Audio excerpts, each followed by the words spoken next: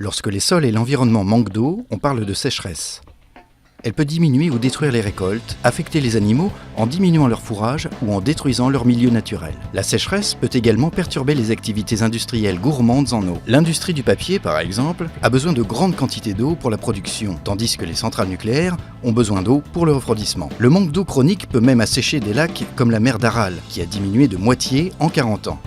La sécheresse se définit par un déficit pluviométrique sur une période longue par rapport à une moyenne. Cette moyenne peut être plus haute dans des zones climatiques modérées, comme le nord de l'Europe ou l'Amérique, ou plus faible, comme autour de la Méditerranée ou en Afrique. La sécheresse peut affecter les sols de surface ou les réserves profondes.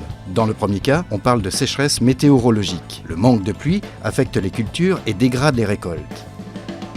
Mais souvent, cette sécheresse est augmentée par un choix de plantes inadaptées, comme le maïs, nécessitant un arrosage intensif.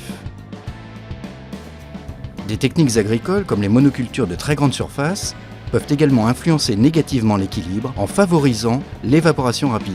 Une deuxième variante de la sécheresse concerne les sols profonds et les réserves d'eau, comme les lacs, les glaciers ou les bancs de neige. Quand ces réserves sont faibles, l'équilibre naturel est également affecté.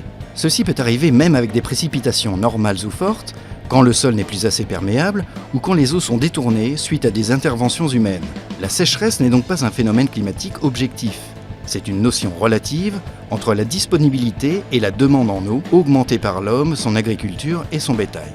Elle est souvent aggravée par certains usages de luxe, comme les piscines, l'arrosage des gazons et le lavage des voitures.